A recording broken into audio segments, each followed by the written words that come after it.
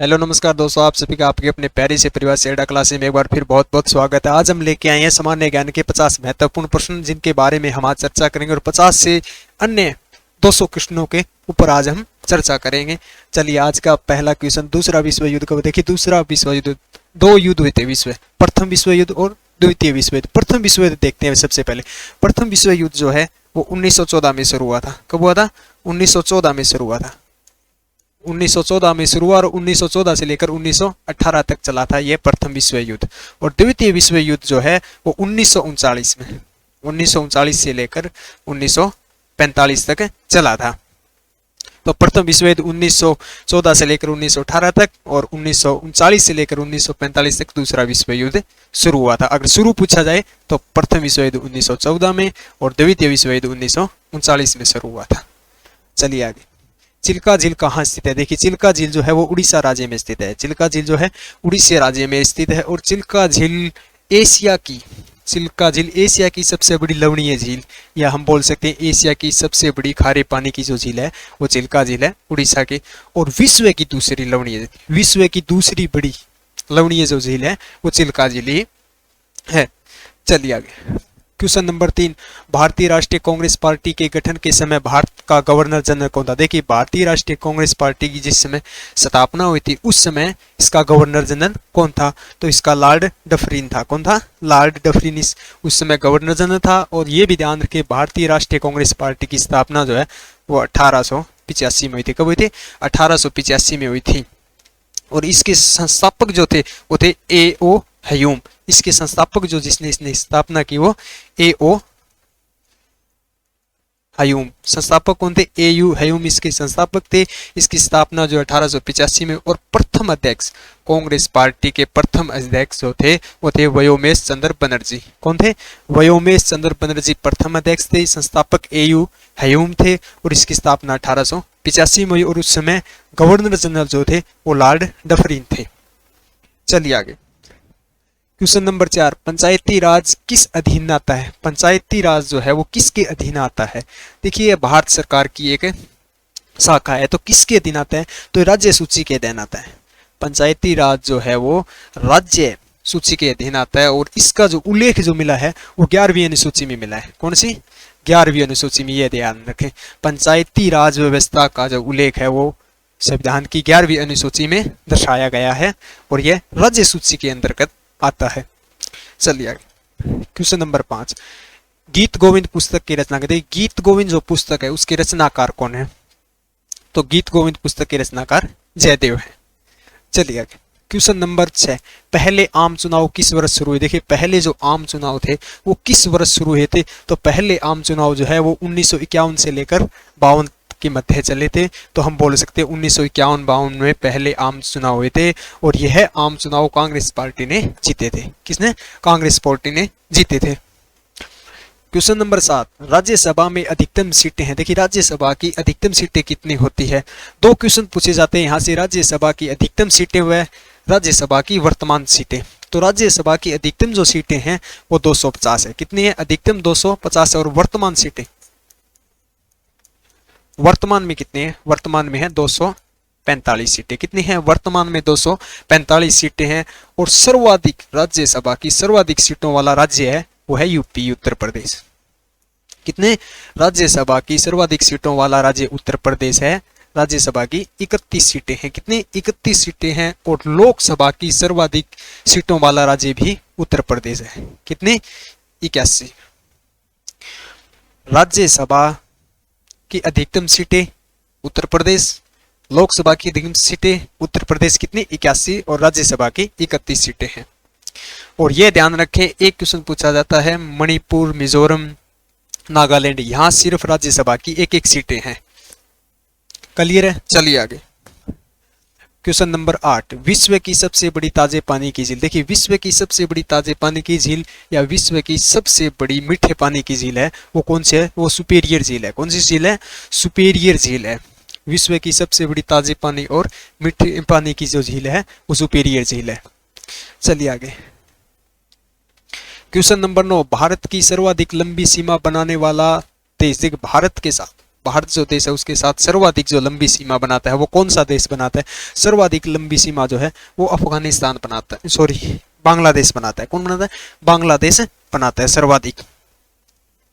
और कितनी बनाता है ये भी जान के, ये बनाता है 4096। कितने? 4096 किलोमीटर। और न्यूनतम की अगर बात करें, न्यूनतम या सबसे कम सीमा बनाता है वो बनाता है अफगानिस्तान। कितनी? 106 किलोमीटर। अब देखिए इनको बोला क्या जाता है, बांग्लादेश और भारत की जो सीमा है उसको बोला जाता है रेड क्लिफ। क्या बोला जाता है? रेड क्लिफ बोला जाता है। और अफगानिस्तान और भारत की सीमा को डुरंड रेखा बोला जाता है। क्या बोला जाता है? डुरंड रेखा। और पाकिस्तान और भारत की रेखा को रेड क्लिफ, और बांग्लादेश और भारत की रेखा को भी रेड क्लिफ बोला जाता है, और चीन की रेखा को मैकमोहन रेखा बोला जाता है। तो क्लियर है, न्यूनतम रेखा बनाने वाला देश जो है वो अफगानिस्तान है जो डुरंड रेखा बनाता है, और सर्वाधिक जो बनाता है वो बांग्लादेश बनाता है रेड क्लिफ रेखा। चलिए आगे क्वेश्चन नंबर 10। आनंद मठ के लेखक हैं। देखिए आनंद मठ जो पुस्तक है उसके लेखक कौन है? तो आनंद मठ के जो लेखक है वो है बिक्रम चंद्र जी चट्टोपाध्याय। बंकिम चंद्र जी चट्टोपाध्याय जो है वो आनंद मठ के लेखक हैं।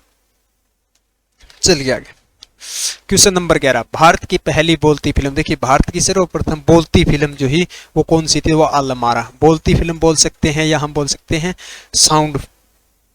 साउंड ध्वनि फिल्म जो थी पहली वो आलमारा था। और मूक फिल्म एक पूछा जाता है, मूक फिल्म वो होती है जिसमें ध्वनि ना हो, जैसे भावनाओं को दर्शाया गया हो, रिएक्शन को दर्शाया गया, उसको बोलते हैं मूक फिल्म। तो भारत की पहली मूक फिल्म जो थी वो राजा हरिश्चंद्र थी। कौन सी थी? राजा हरिश्चंद्र थी। तो आलमारा जो फिल्म थी 1913 में रिलीज हुई थी। कब हुई थी? 1913 में, ये ध्यान रखें, ठीक है। तो बोलती फिल्म या ध्वनि साउंड फिल्म जो थी वो आलमारा, और मूक फिल्म जो थी वो राजा हरिश्चंद्र थी। चलिए आगे क्वेश्चन नंबर 12। अंतर्राष्ट्रीय मजदूर दिवस कब मनाया जाता है? देखिए अंतर्राष्ट्रीय मजदूर दिवस या अंतर्राष्ट्रीय श्रमिक दिवस या हम बोल सकते हैं लेबर डे कब मनाया जाता है? तो वो 1 मई को बनाया जाता है। कब बनाया जाता है? 1 मई को बनाया जाता है। चलिए आगे क्वेश्चन नंबर 13। भारत का अंतिम मुगल सम्राट कौन था? देखिए भारत का जो अंतिम मुगल सम्राट जो था वो कौन था? वो था बहादुर शाह जफर। देखिए आपको यहाँ दिखाई दे रहा है बहादुर शाह द्वितीय। तो बहादुर शाह द्वितीय या जफर दोनों एक ही है। ज्यादातर द्वितीय की जगह या तो जफर मिलेगा या द्वितीय मिलेगा। ये मुगल सम्राट अंतिम मुगल सम्राट थे। और प्रथम मुगल सम्राट की बात करें तो वो बाबर थे। प्रथम कौन थे? जिसे बोल सकते हैं मुगल सम्राट की जो संस्थापक जो थे, जिसने स्थापना की मुगल वंश की, वो बाबर ने की थी। कब की थी? 1526 में। 1526 में। और 1526 में की उस समय पानीपत का जो प्रथम युद्ध हुआ था, उसके बाद पानीपत के प्रथम युद्ध के बाद मुगल वंश की स्थापना हुई थी और बाबर ने की थी। और पानीपत का जो प्रथम युद्ध था वो इब्राहिम लोदी और बाबर के मध्य हुआ था। इब्राहिम लोदी और बाबर के मध्य हुआ था, जिसमें बाबर क्या हुए थे? विजय हुए थे। और अंतिम मुगल पूछे तो बहादुर शाह जफर या बहादुर शाह तृतीय अंतिम मुगल सम्राट थे।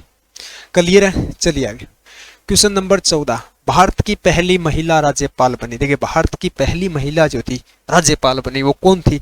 तो भारत की पहली महिला राज्यपाल बनने वाली सरोजिनी नायडू थी। कौन थी? सरोजिनी नायडू भारत की पहली महिला राज्यपाल थी। और किस राज्य की बनी है? उत्तर प्रदेश राज्य की बनी। कब बनी? उत्तर प्रदेश राज्य की बनी थी। 1947 से 1949 के मध्य इनका कार्यकाल था। और ये उत्तर प्रदेश राज्य की पहली महिला बनी थी। और यह भी ध्यान है कि सरोजिनी नायडू को भारत कोकिले कहा जाता है। भारत कोकिले या भारत का बुलबुल जो है वो सरोजिनी नायडू को ही कहा जाता है।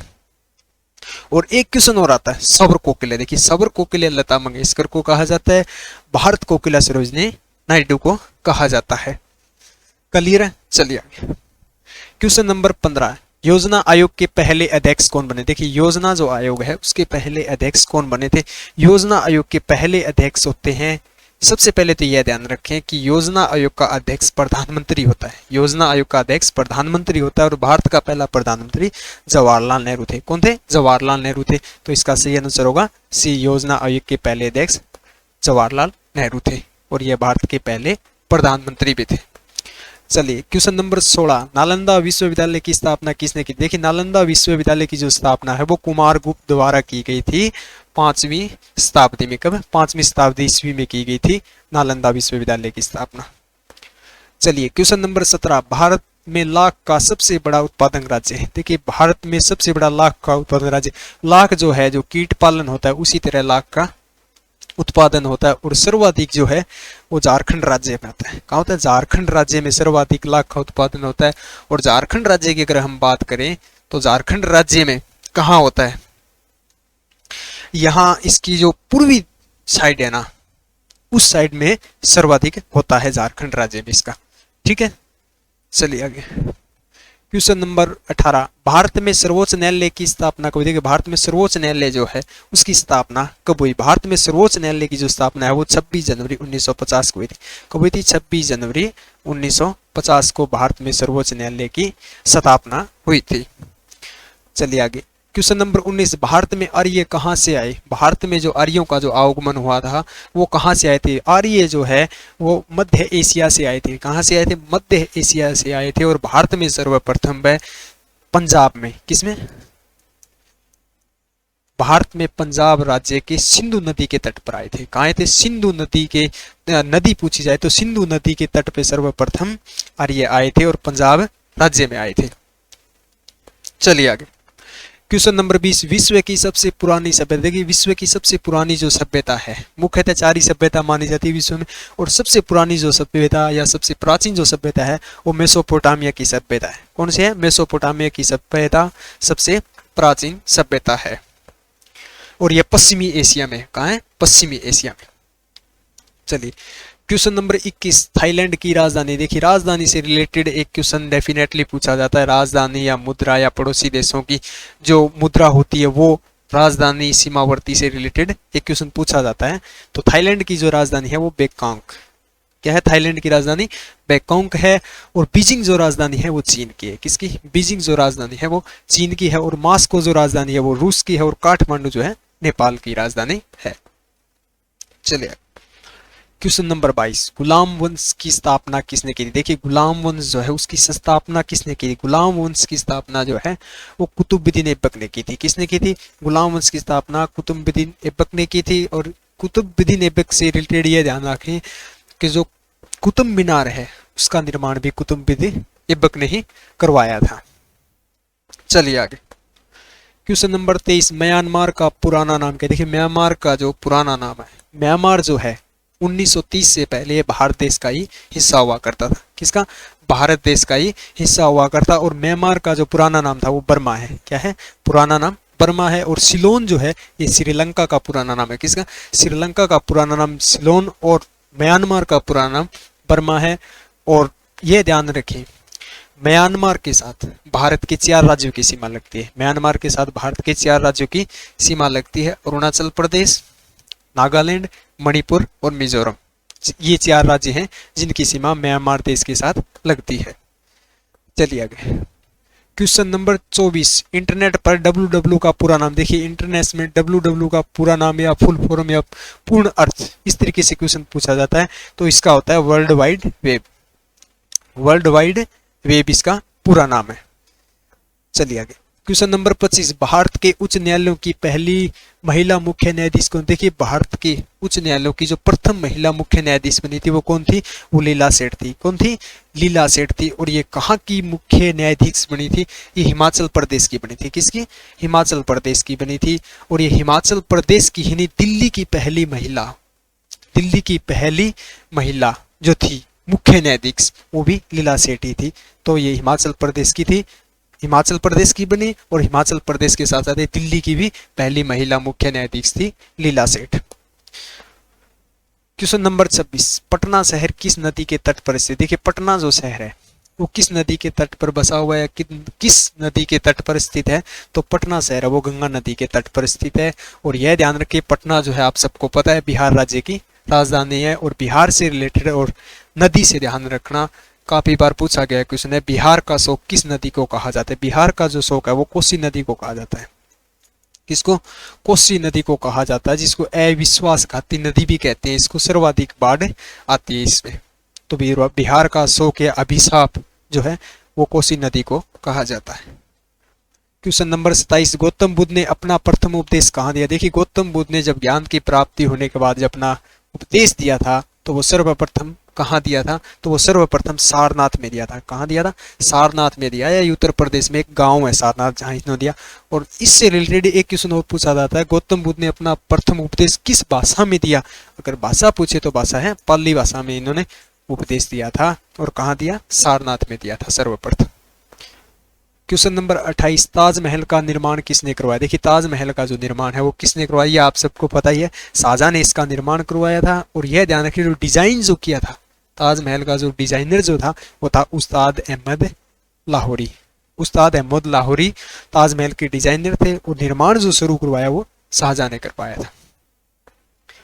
क्वेश्चन नंबर 29, संविधान सभा की अंतिम बैठक कब हुई। देखिए संविधान सभा की जो अंतिम बैठक है वो कब हुई थी, अंतिम बैठक जो है वो 24 जनवरी 1950 को हुई थी। कब हुई थी, 24 जनवरी 1950 को हुई। और बैठक से रिलेटेड एक क्वेश्चन और पूछा जाता है, संविधान सभा की प्रथम बैठक, संविधान सभा की प्रथम बैठक है वो 9 दिसंबर 1946 को हुई। प्रथम बैठक 9 दिसंबर 1946 को। द्वितीय बैठक, दूसरी बैठक जो थी वो 11 दिसंबर को थी। दूसरी 11 दिसंबर को, पहली 9 दिसंबर को, और अंतिम 24 जनवरी 1950 को। बस ये तीन ही याद रखें। चलिए आगे, क्वेश्चन नंबर 30, बक्सर का युद्ध कब हुआ। देखिए बक्सर का जो युद्ध है वो कब हुआ, तो बक्सर का युद्ध 1764 में हुआ था।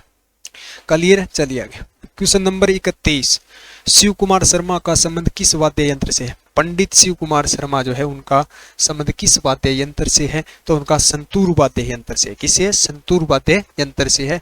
और शहनाई का भी याद रखें, शहनाई का जो संबंध है वो बिस्मिल्लाह खां का है। और तबला वादक जाकिर हुसैन, जाकिर हुसैन का तबला वादक से संबंध था, और शहनाई से बिस्मिल्लाह खां, और संतूर से पंडित शिव कुमार शर्मा। चलिए क्वेश्चन नंबर 32, गोल क्रांति का संबंध किसे। देखिए गोल क्रांति जो है किसी क्षेत्र में बढ़ावा देने के लिए शुरुआत की गई थी। तो गोल क्रांति का जो संबंध है वो आलू से है, आलू उत्पादन के क्षेत्र में बढ़ावा देने के लिए इसकी शुरुआत की गई थी। चलिए क्वेश्चन नंबर 33, चित्रा भूमि किसकी समाधि स्थल का नाम है। देखिए चित्रा भूमि जो है वो किस महापुरुष की समाधि स्थल का नाम है। चित्रा भूमि जो है वो डॉक्टर BR अम्बेडकर की समाधि स्थल का नाम है। और ये कहाँ स्थित है, ये मुंबई महाराष्ट्र में। कहाँ है, मुंबई महाराष्ट्र में स्थित है चित्रा भूमि। चलिए क्वेश्चन नंबर 34, भारत रत्न से सम्मानित प्रथम विदेशी व्यक्ति कौन थे। देखिए भारत रत्न से सम्मानित प्रथम विदेशी व्यक्ति, या बोल सकते हैं हम गैर भारतीय, विदेशी व्यक्ति की जगह लिखा मिलेगा आपको गैर भारतीय कौन थे। तो पहले व्यक्ति जो थे वो थे अबुल गफार खां। कौन थे, अबुल गफार खां थे। और दूसरे जो व्यक्ति थे वो मंडेला थे। दो व्यक्तियों को दिया गया था भारत रत्न गैर। चलिए आगे, क्वेश्चन नंबर 35, मुस्लिम लीग का स्थापना कहाँ हुई थी। मुस्लिम लीग की जो स्थापना है वो कहाँ हुई थी। मुस्लिम लीग की स्थापना जो है वो ढाका के अंदर हुई, ढाका बांग्लादेश में। ढाका जो है वो बांग्लादेश की राजधानी। तो मुस्लिम लीग की स्थापना ढाका बांग्लादेश में हुई थी। और कब हुई थी, 1907 में। कब हुई थी, 1907 में मुस्लिम लीग की स्थापना, 1906 में मुस्लिम लीग की स्थापना हुई थी। और मुस्लिम लीग का प्रथम अधिवेशन, मुस्लिम लीग का प्रथम अधिवेशन जो है वो 1907 में हुआ था। कहाँ हुआ था, कराची में। यह ध्यान रखें, मुस्लिम लीग का प्रथम अधिवेशन 1907 कराची में होता है। और मुस्लिम लीग की जो स्थापना है वो 1906 में ढाका बांग्लादेश में हुई थी, जो बांग्लादेश की राजधानी है। चलिए क्वेश्चन नंबर 36, सफेद हाथियों का देश किसे कहा जाता है। देखिए यहाँ सिर्फ लिखा हुआ है सफेद हाथियों का। सफेद हाथियों का जो देश है वो थाईलैंड को कहा जाता है। या क्वेश्चन ऐसे भी पूछा जाता है कि सफेद हाथियों की भूमि किसे कहा जाता है, तो थाईलैंड को कहा जाता है। अगर पूछा जाए, देखिए हजार हाथियों का देश, हजार हाथियों की भूमि, हजार हाथियों का देश, तो वो लाओस, किसको, लाओस को कहते हैं हजार हाथियों की भूमि। और सफेद हाथियों की जो भूमि है वो थाईलैंड को कहा जाता है। चलिए क्वेश्चन नंबर 37, भारत का शेक्सपियर किसे कहा जाता है। कि भारत का शेक्सपियर जो है वो किस कवि को कहा जाता है। तो भारत का शेक्सपियर जो है वो कालिदास को कहा जाता है। किसको, कालिदास को कहा जाता है। ये संस्कृत भाषा के कवि थे। और इनकी एक प्रमुख रचनाएं हैं दो, वो ध्यान रखें। एक तो अभिज्ञान शकुंतलम, एक इनकी अभिज्ञान शकुंतलम जो है, और एक मेघदूत, दोनों इनकी प्रमुख रचनाएं हैं, वो ध्यान रखें, काफी बार पूछा गया है। क्वेश्चन नंबर 38, कलिंग पुरस्कार किस क्षेत्र में दिया जाता है। देखिए कलिंग पुरस्कार जो है वो विज्ञान को बढ़ावा देने के क्षेत्र में दिया जाता है। विज्ञान को बढ़ावा देने के लिए विज्ञान क्षेत्र में दिया जाता है कलिंग पुरस्कार। और यह ध्यान रखें, कलिंग पुरस्कार जो है वो यूनेस्को द्वारा दिया जाता है। किस द्वारा, यूनेस्को द्वारा दिया जाता है। क्वेश्चन नंबर 39, लाल ग्रह किस ग्रह को कहा जाता है? लाल ग्रह जो किस ग्रह को कहा जाता है? लाल ग्रह जो है वो क्यों कहा जाता है? वो इसलिए कहा जाता है कि मंगल ग्रह को कहा जाता है, लेकिन क्यों कहा जाता है? क्योंकि यहाँ आयरन डाइऑक्साइड की मात्रा ज्यादा होने के कारण इसको लाल ग्रह कहा जाता है। लाल सितारे की तरह ये दिखाई देता है। और यह ध्यान रखें, दूसरा सबसे छोटा ग्रह है दूसरा, और पहला सबसे छोटा ग्रह बुध है, और सूर्य से चौथा स्थान है इसका, और दूसरा सबसे छोटा ग्रह और पहला सबसे छोटा ग्रह बुध है।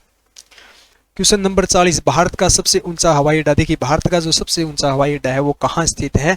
तो सबसे पहले तो ये देखें कौन सा अड्डा है, वो है कुस्को बकुला हवाई अड्डा। कुस्को बकुला हवाई अड्डा है जो लेह में स्थित है। कहाँ? लेह में स्थित है। और यह भी ध्यान रखें, कारगिल हवाई अड्डा यह जम्मू कश्मीर में स्थित है, और यह भंतूर हवाई अड्डा है यह कुल्लू मनाली हिमाचल प्रदेश में स्थित है। क्लियर है? चलिए आगे, question number 40, Cripps mission India कब आया? देखिए क्रिप्स मिशन जो है इंडिया कब आया? वो 1942 आया। देखिए क्रिप्स मिशन जो है वो एक योजना है। क्रिप्स मिशन जो क्या है, यह एक योजना थी और ब्रिटिश सरकार द्वारा भेजी गई एक योजना थी, और इसका मुख्य उद्देश्य जो था वो था दूसरा विश्व युद्ध में भारत का साथ, कि भारत हमारा साथ दे, इसलिए उन्होंने ब्रिटेन सरकार ने एक मिशन भेजा था, और वो 1942 में आया था। क्वेश्चन नंबर 42, सिंधु घाटी सभ्यता का महान स्नानागार का साक्ष्य कहाँ से मिला? देखिए स्नानागार का जो साक्ष्य प्राप्त हुआ था वो कहाँ से हुआ था? तो मोहनजोदड़ो से हुआ था। कहाँ से हुआ था? मोहनजोदड़ो से हुआ था। क्वेश्चन नंबर 43, भारत की आत्मा गांव में बसती है, यह कथन किसने कहा था? भारत की जो आत्मा है वो गांव में बसती है, यह कथन किस महापुरुष द्वारा दिया गया? तो यह महात्मा गांधी द्वारा दिया गया था कि भारत की आत्मा गांव में बसती है। क्वेश्चन नंबर 44, कनौज की लड़ाई शेरशाह और किसके बीच हुई? देखिए कनौज की जो लड़ाई है वो शेरशाह और किसके बीच हुई? तो कनौज की जो लड़ाई है शेरशाह और हुमायूं के बीच हुई थी। किसके? शेरशाह और हुमायूं के बीच हुई, और यह कब हुई? 1540 ईस्वी में। कब हुई? 1540 ईस्वी में हुई थी।